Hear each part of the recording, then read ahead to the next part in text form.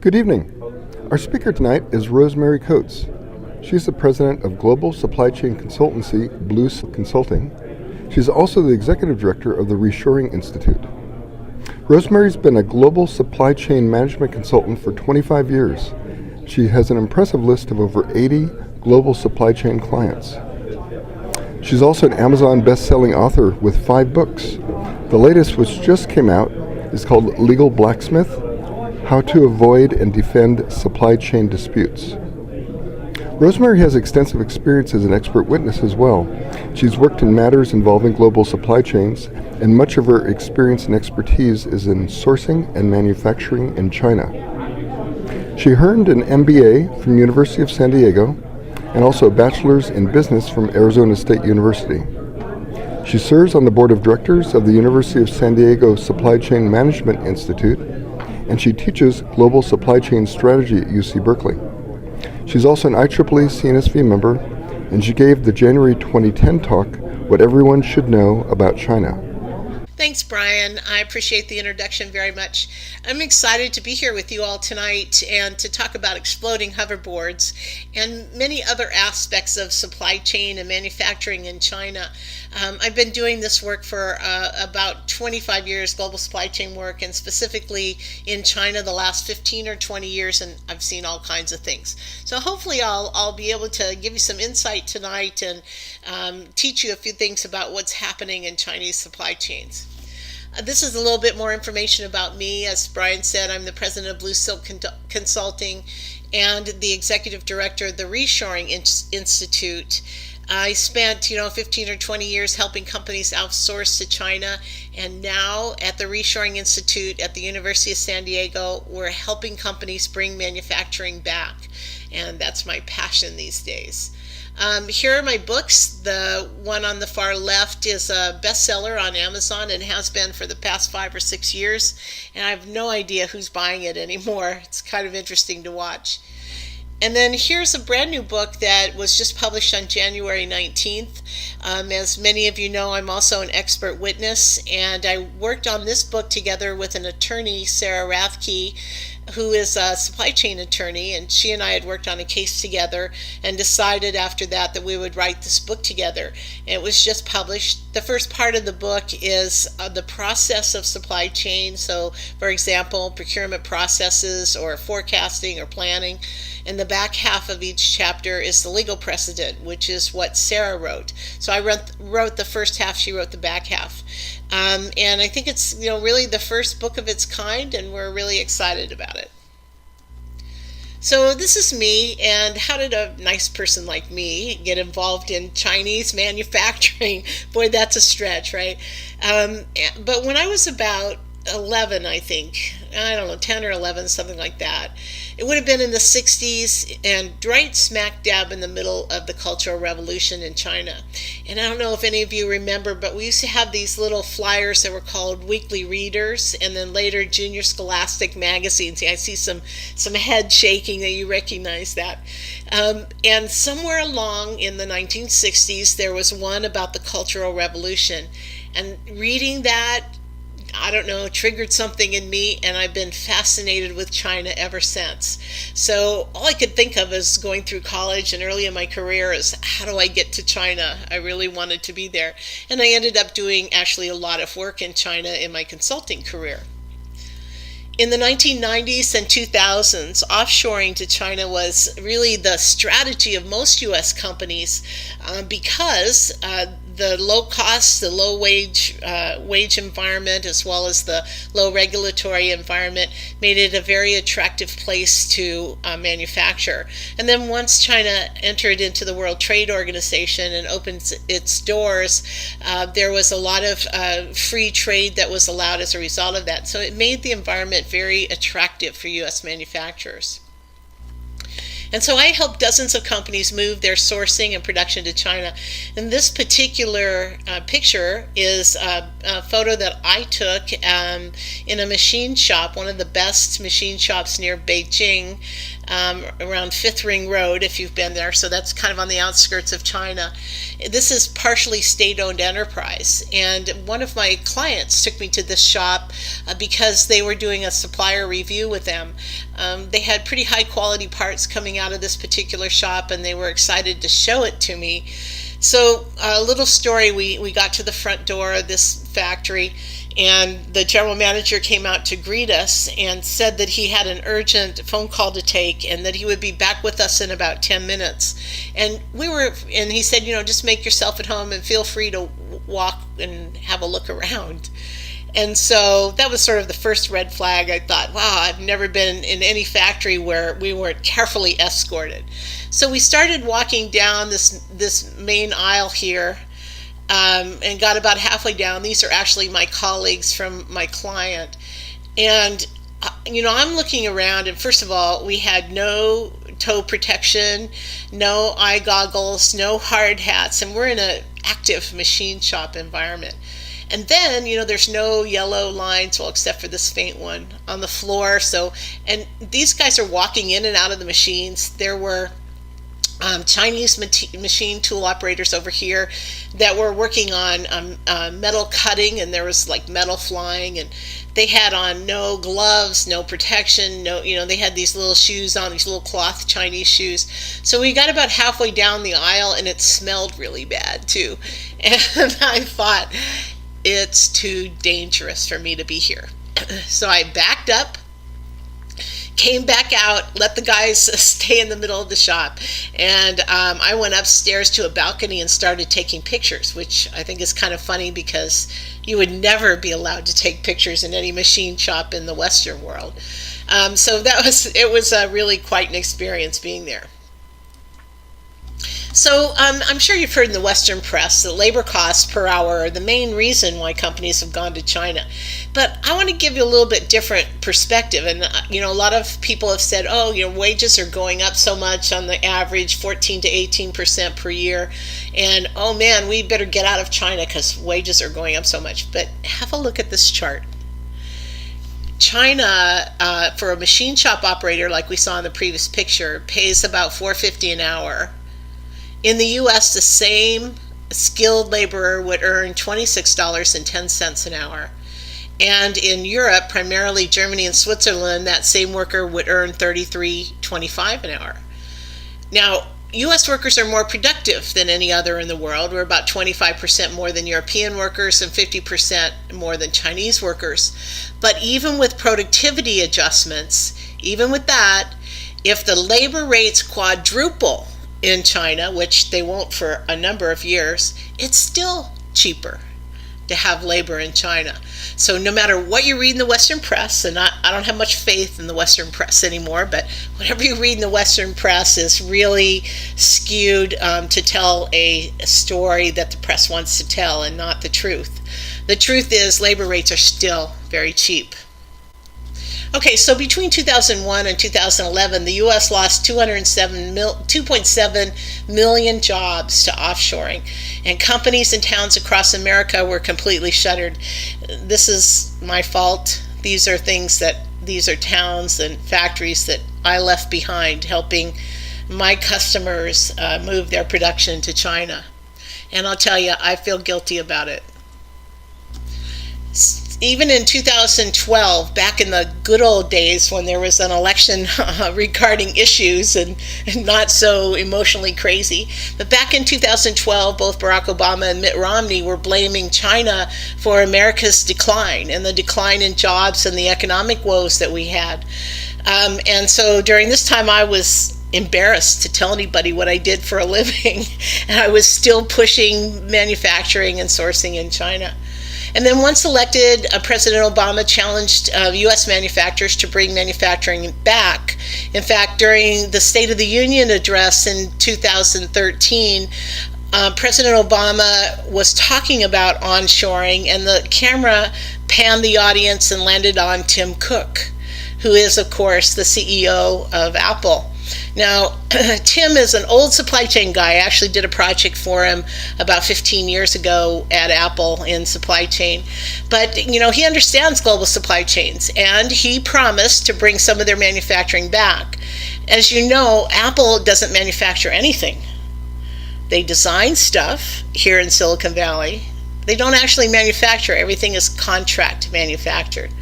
So what he did was promise to help bring manufacturing back, but they opened Foxconn factories, one here in Fremont and one in Texas, to build some of the products that are sold in the Western market in the U.S. And you know what? That is perfectly fine. That represents jobs and skills coming back to the U.S., even though Foxconn is a Taiwan-owned Chinese contract manufacturer. Still, it's the idea that jobs and manufacturing are coming back to the U.S. Good for Tim Cook.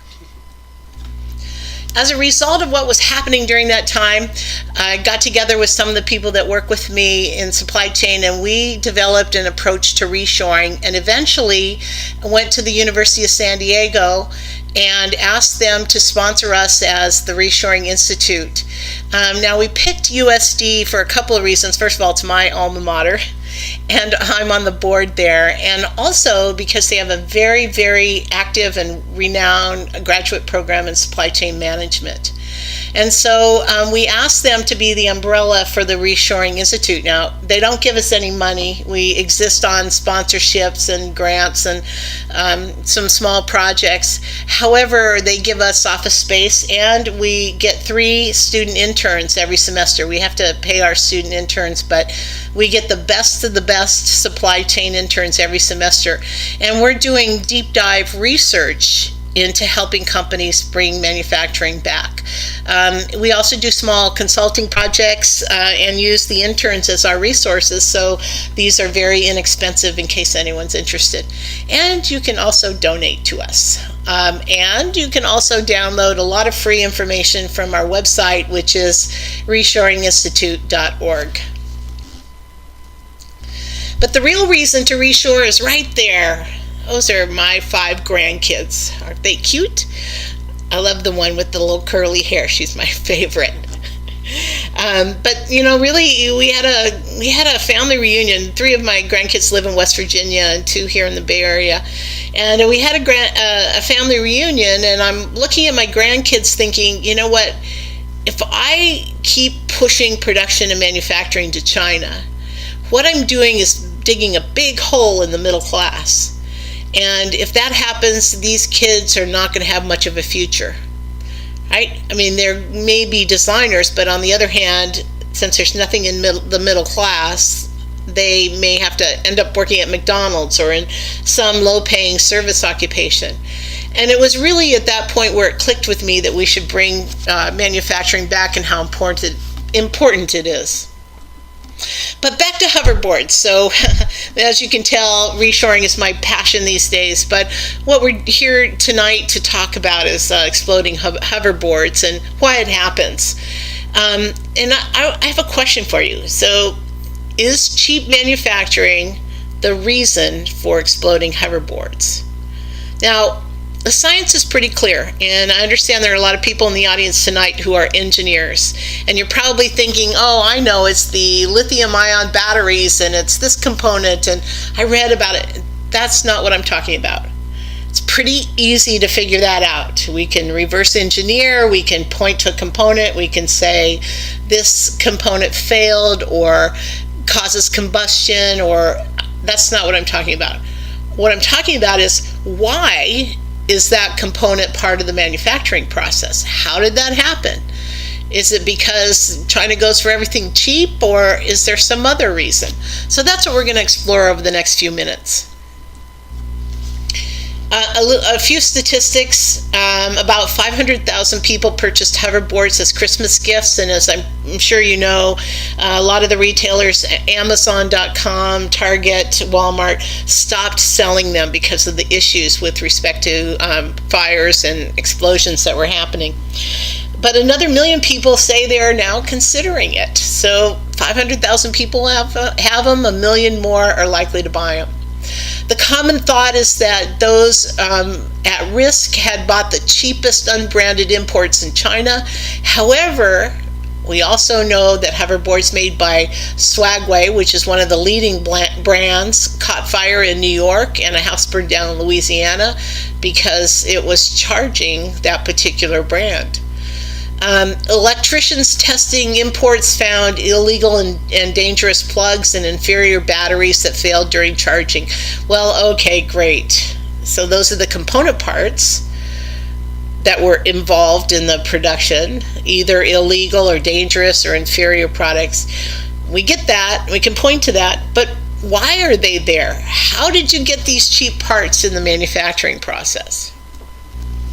Well, a quick search on Alibaba, which you probably know, they're famous these days. But Alibaba was a B2B site that most everyone went to find manufacturers in China for 15 years. So a quick search on Alibaba B2B produces 74,403 results saying these companies make hoverboards. Now, probably not all of them make hoverboards. They may be capable of making hoverboards, or they make something similar, or parts or components, but nonetheless, that's a lot of companies, and you can see just by the sheer numbers, it can be very difficult to manage that many. So what do all the quality problems with Chinese products have in common? So we've heard about lots of different products, not just hoverboards. I'm sure you've heard about exploding or catching fire laptops. You've heard about toys that are dangerous. You've heard about milk products, all kinds of things. So what do they all have in common? How do we find out what causes it? Well, do they all have lithium batteries? No. Are they all poorly designed? Well, I don't know. Apple products are designed in Cupertino, and although they're manufactured mostly at Foxconn in Guangdong province and in Chengdu, we can't really point to poor design as being the problem. Bad raw materials? Well, maybe, but how come we have bad raw materials? Is it lead paint? We know that lead paint went into painting toys for Mattel a few years back, and that causes problems. Chemicals, poor storage, cheap materials. What is it? Is there anything in common? I don't think so. No parts so far. Remember Mattel's Fisher-Price toys? They recalled risky toys in 2007. They announced a recall of 21 million Chinese-made toys, including Barbie, Polly Pocket, cars, and so forth. Wow, 21 million toys. That's a lot of toys, and a lot of revenue down the drain, a lot. Okay. Here's an interesting one. This is Bindi's Magic Beads. I actually worked on this case, and these are little plastic beads. You put them in a mold, and then you add water, and they produce these cute little forms of butterflies and so forth.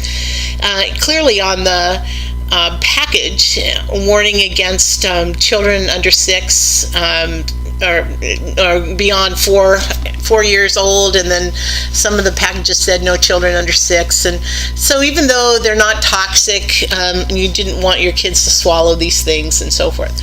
Well, this was outsourced to a contract manufacturer whose chemist decided to substitute a product, one of the chemical compounds, 1.5 bentanediol for 1.4 butadiol, which when mixed with water and swallowed becomes the date rape drug.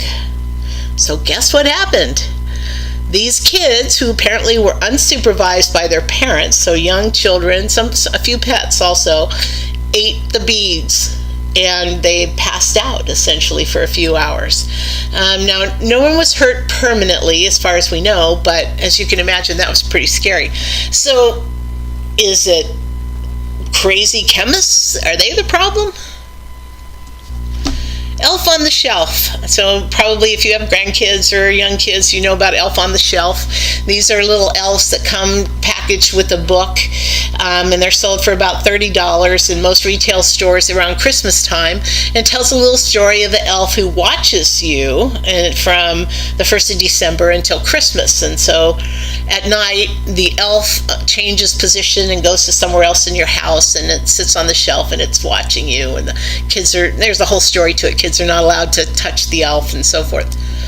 Well, Elf on the Shelf was producing their products in China, and in the southern part of China, outside of Shenzhen, which is just the other side of Hong Kong, and storing them outside for the Christmas season. Well, that region of China is very hot and humid, and so these little elf on the shelves that are made of felt products started to grow mold. Okay, and so they were imported into the U.S. They started to ship them to retailers and found the mold and had to recall all of them and clean the products so that they could be remarketed that way. So is poor storage the problem? Oh, I don't know. Let's keep going. Faulty heaters. These are milk house heaters. I worked on this particular case also, and these milk house heaters most of us have these small heaters around our desks, maybe in the wintertime, or to kind of warm things up in a specific spot. And there are warnings on them that say very specifically they should be on a flat surface, not on carpet, not near a drapery or something that could catch fire. Well, this particular milk house heater fell over in someone's apartment in Houston and caused a fire, and people died because of it. So, is it the heater's problem? Is it Walmart's problem? Walmart actually sold this product. Not sure. Okay, Chinese drywall. Remember after Hurricane Katrina, there wasn't not enough drywall in America to help repair all the damage that was done. So a number of construction companies across the South, started importing drywall from a Chinese manufacturer of a mine called Tianjin Chinese Drywall Manufacturing Company. And the mining of gypsum that goes into drywall contained more sulfur than normal. And as a result of that, the Chinese drywall had various different characteristics. It was heavy and brittle, and it broke, and some problems. But it was used anyway in all these homes in the South. And once it was installed, it started off-gassing sulfur. And what happens when sulfur is in the air, it eats through all kinds of metal, including copper wiring and so forth. So people's microwaves failed, then their TVs failed, their laptops didn't work anymore because this sulfur gas was eating through the electronic components. So there was a huge class action suit, and I worked on actually 3 parts of that suit against this Chinese drywall company for restitution because of the sulfur that was included. Now, they say that sulfur is an irritant for human beings, meaning that it makes you cough and so forth, but doesn't cause permanent damage, so they say. Although there's still a lot of people that are continuing to complain. But a lot of houses, even Habitat for Humanity, used a whole warehouse full of Chinese drywall to rebuild houses for people, and they all had to be torn down and started again because of this problem. So, is it Chinese mines, and is it raw materials like gypsum that is a problem? I don't know. On the other hand, China has some of the most sophisticated manufacturing in the world. Textiles, for example, are way advanced than they are anywhere else in the world. Industrial equipment, automotive.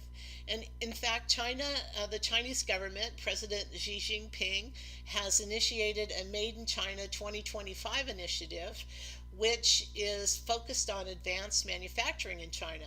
So going from the low-level kind of manufacturing into very sophisticated automated manufacturing under this new initiative. Medical devices, many are now coming from China, which have to pass FDA import rules as well as be sophisticated enough to work properly. Industrial machinery, lots of industrial machinery now competitive and coming from China. Cars are arriving in U.S. showrooms. Here's a Volvo. This was in January 28th, just a little while ago, in the New York Times, showing a Volvo factory in China. The Chinese now own Volvo, by the way. Elon Musk wants to Tesla manufacturing plant in China by the mid 2016. So those beautiful Teslas that are all over Silicon Valley, they're coming from China in the next generation. China also, by the way, is the biggest automotive market growth in the world.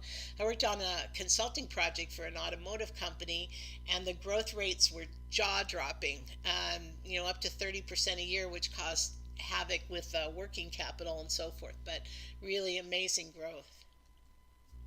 And Lamborghini. This is the Lamborghini Estoque. It sells for $589,000. Holy cow. Being manufactured in China. So why are some products great and some of them are bad or horrible or exploding? Well, management control over the supply chain is really the key. That's the answer. To be able to communicate, to negotiate with written contracts and give instructions, and to communicate, and then to oversee, and to communicate, and to test, and to communicate. So really important that there are touch points with respect to how you're communicating what you want from a Chinese manufacturer is really important. Communicate, communicate, communicate. The first problem is the China price.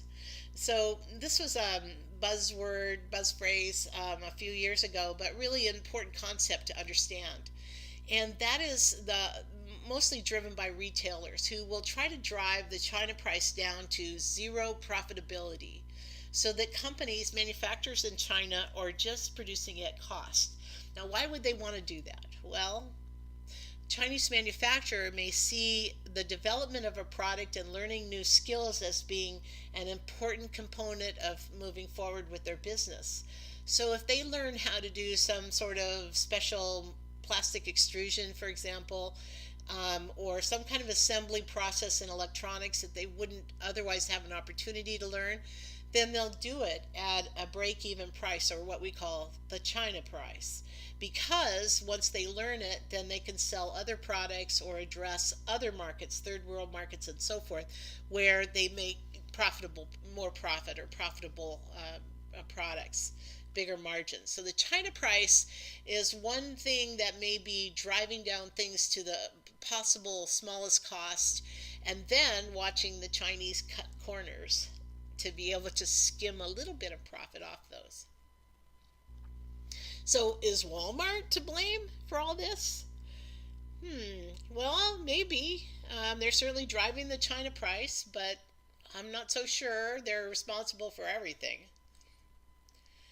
This is a pretty picture, isn't it? These are chemical burns from flip-flops that were improperly manufactured and caused, obviously, this kind of terrible thing to happen.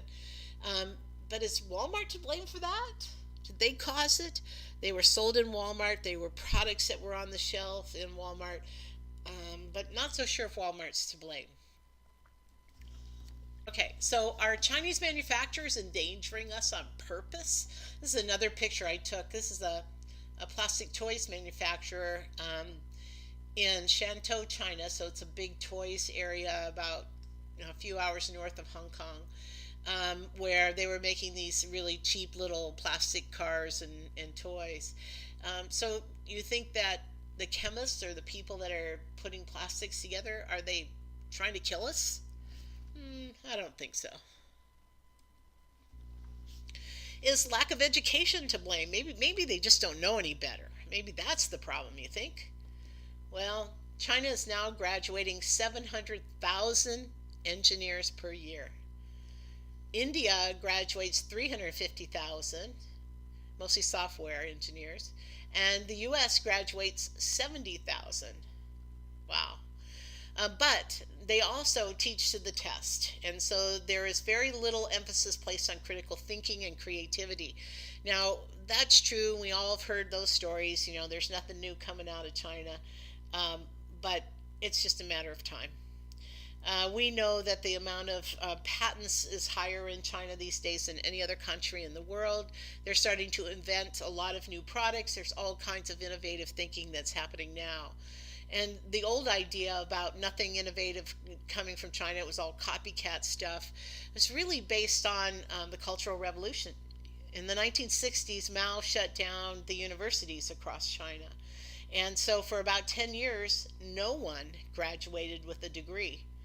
Now, if you think about it, those people who would have graduated with engineering degrees would be in their 60s or so now, maybe early 70s.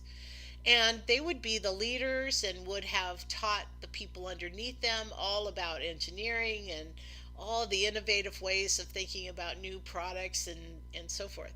And so there was a big gap in leadership in engineering in China, but no more. That's over. And now there is, in fact, a lot of new and creative products coming out of China. So, lack of engineering or lack of education to blame? I don't think so. So is shadow banking to blame? Some of you may have heard of shadow banking before.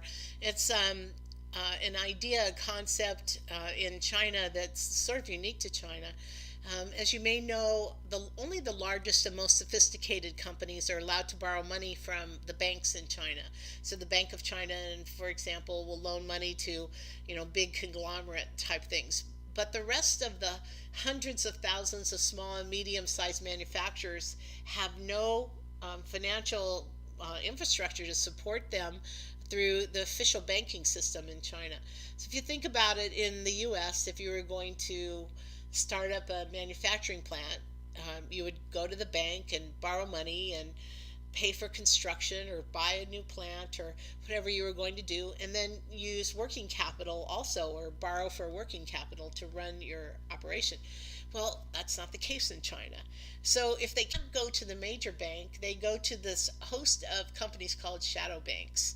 And they are mostly private equity firms where rich people, and there are more billionaires in China, by the way, than any other country on earth, will loan money to manufacturers at very, very high interest rates. It's not unusual to have 25 or 30% interest on a loan. So obviously, when you have that much money to pay in interest, you're going to have a squeeze on your margins. So is that the problem? Is that what causes poor quality or exploding hoverboards? Are China's manufacturing capabilities to blame? So we all know that China makes a lot of stuff, but how sophisticated is it? There's certainly, as I mentioned before, the new initiative to advance manufacturing in China. But there are certain places where it's not very sophisticated, and the ballpoint pen is case in point. China can make all the components, but not the steel tip. Those come from Japan. Somehow or another, they've not been able to master how to make those steel tips. So maybe it's just manufacturing capability to blame. How about poor communications? So as you saw in an earlier slide, communication is pretty important. I think it's very, very important, probably the most essential factor in producing what you want, when you want it, at the price you want it, and the quality that you want it. So, here's an example. You can see along the bottom, chicken rude and unreasonable. This is a menu, by the way. The top row wipes the pear flowering quince soup. So even though there is translation here, it's perhaps not what was intended. Here's my very favorite all-time sign.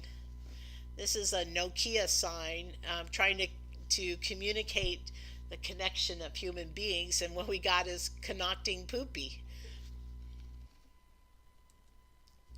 Here's an email that I got not too long ago. Dear Sir, Madam, have a good day. Thank you for your busy schedule in viewing this message. If you disturb, we're deeply sorry. I'm Fanny. Our company is a professional manufacturer and specialized in security systems for many years, which founded in 1997. With our best price and high products performance, I think our company is your best choose. Following is our new product specification. Hope you could like them, and sincerely hope we can have a good relationship in the future. Okay, so you get the intention but it's not quite right. So if you are giving blueprints or engineering drawings or production instructions to a Chinese manufacturer, you gotta know something's going to be lost in translation. Okay, our intellectual property or patents to blame. So we've all heard the stories about patent violations and intellectual property theft in China. And they do have a tradition of copying. In fact, in the 14th century, there was an emperor of China who was an art fan, and so he'd bring in the famous artists and sculptors and painters who would come into at that time what was the Forbidden City. It was a small capital at that time, and have them do their art, create things. And then when they were all done, they would call in the copiers. And whoever copied the art and improved it, made it better, were the people that were, really rewarded and highlighted, and they were thought to be the best. So there was this culture of copying that was really supported through many, many years and thought to be the best approach. So it wasn't that the Chinese were trying to steal from anyone else, or they were really trying to copy something and improve it. The WTO and other world bodies' influence has really influenced patents and IP theft in China, forcing the issue so that there is a better and fundamental understanding of what the Western world thinks is IP theft. In China, you can also get utility patents and a 20-year patent. And as I mentioned before, there are more patents being applied for and awarded in China than any nation on earth now. And you really need a Chinese attorney to file it. So is intellectual property or patents to blame? How about shadow factories? Here's another concept. About 70% of all legal factories in China have shadow factories. And these are the ones that you will never see. If you want to visit a factory in China, you go to the 5-star factory that's got a really nice production floor. In fact, sometimes they even stage productions for you. So it's like a little show, and it's not really the manufacturing line. So a lot of the manufacturing is done around the corner and down the street behind fenced areas that you will never see. And that's where they bring in the unskilled labor. They work longer hours, they don't pay taxes, and the police take a blind eye. So there's no enforcement really. And what a lot of manufacturers will do is take the production from the shadow factory and commingle it with the other factory in order to get a better margin on a product, especially if they've negotiated a China price with you. All right, so on the U.S. side, is the Consumer Product Safety Commission to blame? U.S. Customs, Underwriters Labs. The Product Safety Commission in the U.S. Sets safety standards. Under the Bush administration, it was pretty much decimated. There was no budget given to the Consumer Product Safety Commission, and as a result, a lot of products that should have been kept out of the U.S. were allowed in. So is it their fault that we have bad products coming? How about U.S. Customs? They shouldn't allow that stuff, right? Well, U.S. Customs is an enforcement body, and so they are only enforcing the laws of the U.S. And quite frankly, if they don't know about hoverboards or what to look for or what they should be looking for, there's no way they can enforce what happens there. They can't keep them out. Underwriter Labs, so a lot of people will rely on the UL mark for electronic components. But if you think about a hoverboard, the power cord is only one component part, and there is no standard test for the entire board, or not one that we know of to date, for the entire board and all of its components. So nobody is certifying the whole final product, only just some of the component parts. So the trifecta is what we've hit with hoverboards. We have a very, very popular product. It's inexpensive, and there are many manufacturers competing for this hot new product. So the cost is being driven down to produce the product. And there is a lot of capacity in China right now. with lessening stumbling economies around the world, there isn't so much stuff being purchased from China.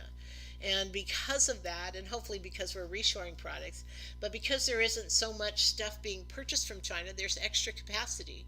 They actually have overcapacity. So that's really the trifecta. You've got a popular product, you've got really cheap approach to manufacturing it, and you've got excess capacity. And that drives behavior. That means that manufacturers are likely to substitute parts. They subcontract out component parts and subassemblies. Poor communications. Well, there it is again. Poor communications, really important. No government regulation. So, nobody's watching over these factories to say, you better produce good hoverboards that won't explode. Nobody's doing that, just as they wouldn't in the U.S. There's a huge market opportunity, or so we thought. It appeared that hoverboards were very popular and growing in popularity, but not so sure now. And the ability to respond very quickly to market. So what we know is, from all the things that we've just talked about, that poor control over supply chain is really what's to blame. It isn't that the components are bad. It isn't that the IP is not protected. It isn't that the shadow banking is in play. It's that no one is effectively coordinating the supply chain.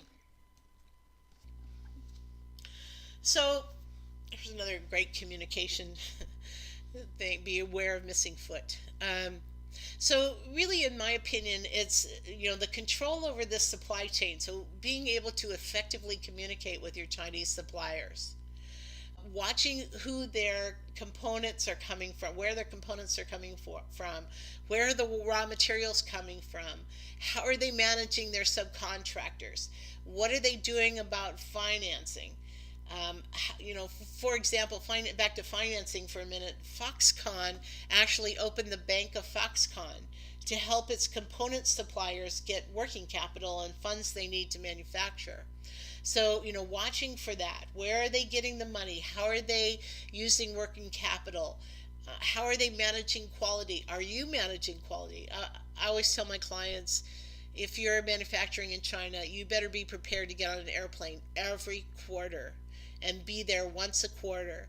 Plus, you should hire somebody with feet on the ground in China to oversee what's happening in your factory. It's really the only way to guarantee that products are what you intend them to be and are going to be high enough quality for the U.S. market. And that's it for me. This is my contact information. Blue Silk Consulting is my consulting firm, and the Reshoring Institute is my passion these days. So these are the numbers you can contact me, or the website. I'd be happy to answer any questions. Great. Well, I want to thank Rosemary.